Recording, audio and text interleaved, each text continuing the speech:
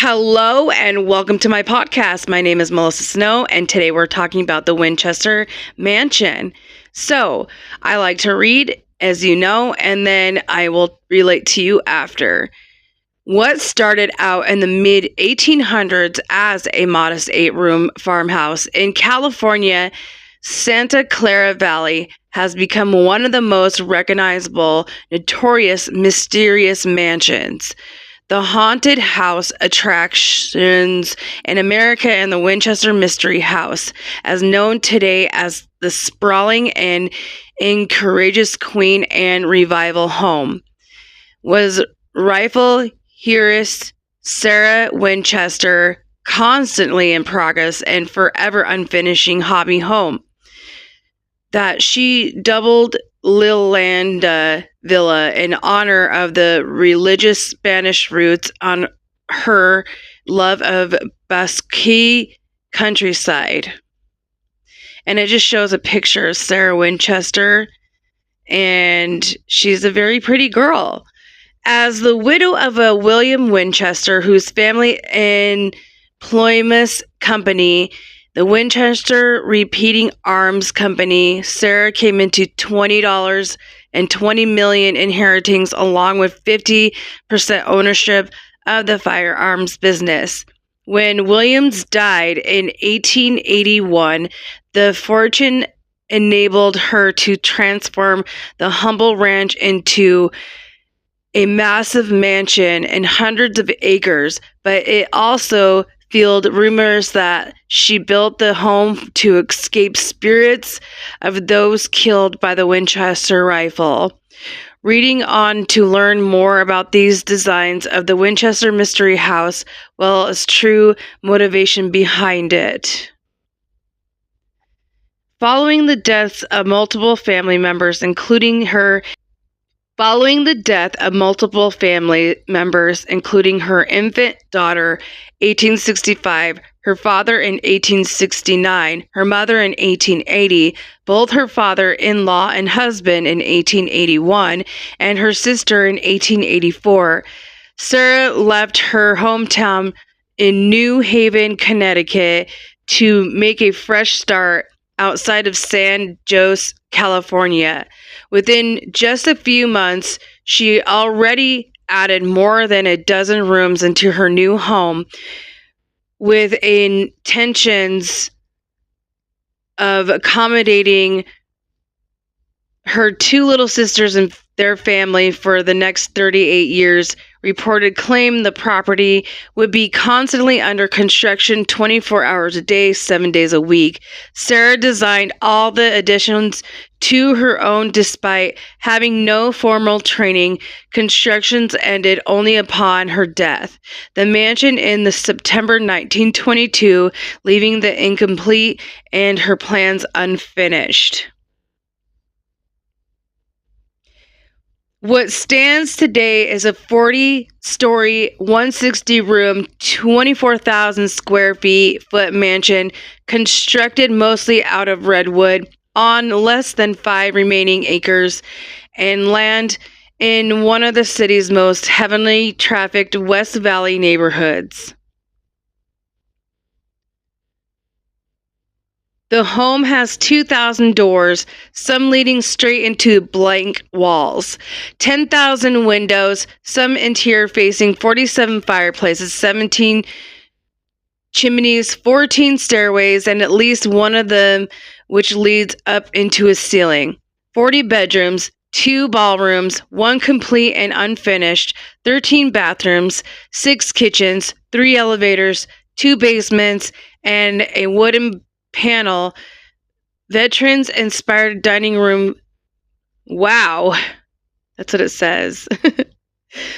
There are gold and silver chandeliers, inland parquet floors, and many original stained glass windows rumored to have been created by Tiffany at one point prior to 1906 earthquake. The house stood 7 stories tall, but in the reduced likely due to damage caused by the earthquake.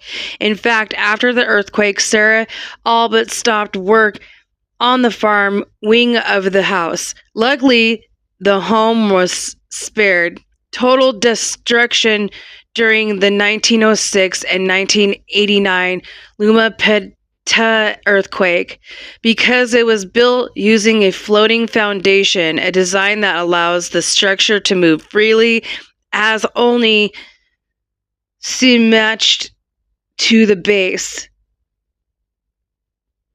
Few people aside from household staff and teams and carpets and other workmen were invited into the mansion during Sarah's lifetime, and very few in another interior photographs were taken. The furniture inside the home today reflects the period, but her personal belongings, including the contents of the house, were left to her niece, Marianne Merritt, who kept what she wanted and sold the remaining of the action. In the questions people have asked ever since Sarah started construction, in order to make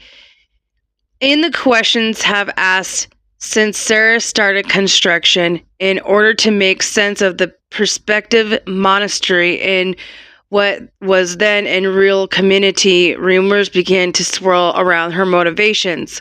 According to folklore, Sarah and the motivations to build a home with such odd features because the medium told her that the ghost of those killed by Winchester rifle would haunt her until the day she died unless she went out west to build a house with rooms for all of them.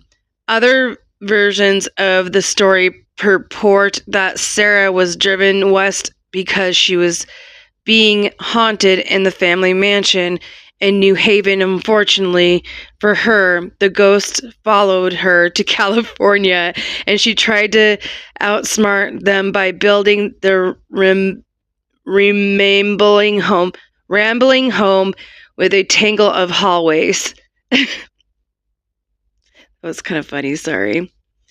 Historians have never been able to corroborate the visit with the medium, and many of Sarah's long employees and friends denied the story, both during and after her lifetime.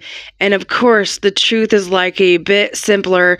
Sarah's father had been carpenter during the height of the Victorian period, and so grew up loving designs and architecture.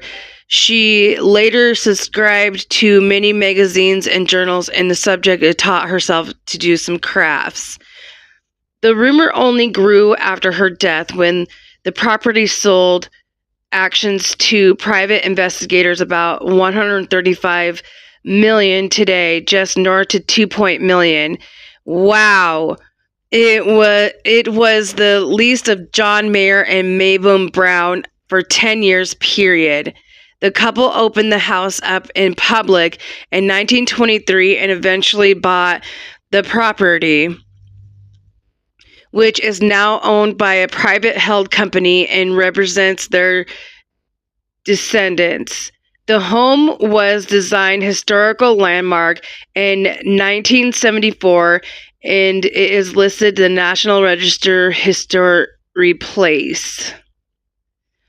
In September 2019, one of many mysteries of the Winchester House and the National Registry of History Places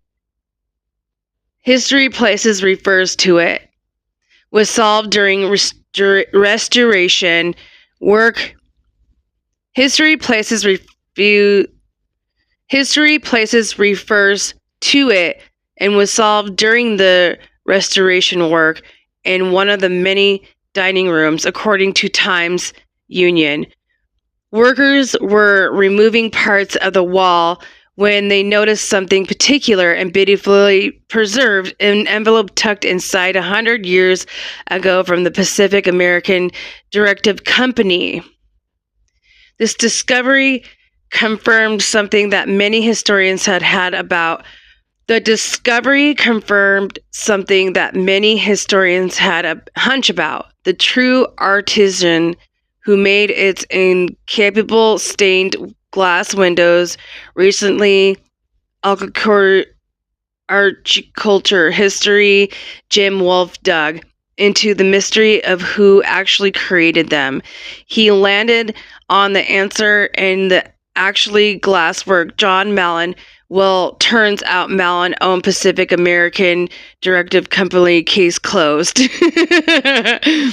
Haunted and spirit sightings aside, a tour of a fabulous home definitely worth the price of administrations. Want to hear more about ghost stories? Yes, we do. About the Winchester Mystery House, listen to the weekly episodes for Haunting and podcast series Dark House. Wow, so they have an actual podcast about this house, you guys, for exclusive stories and insight about the homes and haunted reputation.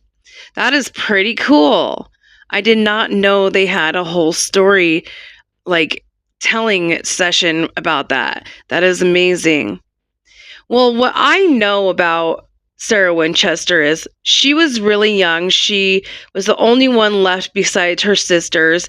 She does haunt this place, and other spirits do haunt this place. And just because she went to a medium and one medium told her that she needed to do this, she blew all her money on this mansion when she could have used it for better and for good. Yes, the mansion is amazing. Yes, it's a historical place, but man, can you imagine if she didn't do that and how much she could have used that money for something else? I mean, I know that her whole family passed away and it's really sad, but someone telling her to go and do this and making her freak out and actually build a house like this is like crazy. They don't think she had a mental illness, I don't think, that I've read. And she was just grieving. She had a vault with her daughter's hair and her husband's, I think something with her husband's death records. And she had her own seance room where she would go in every night.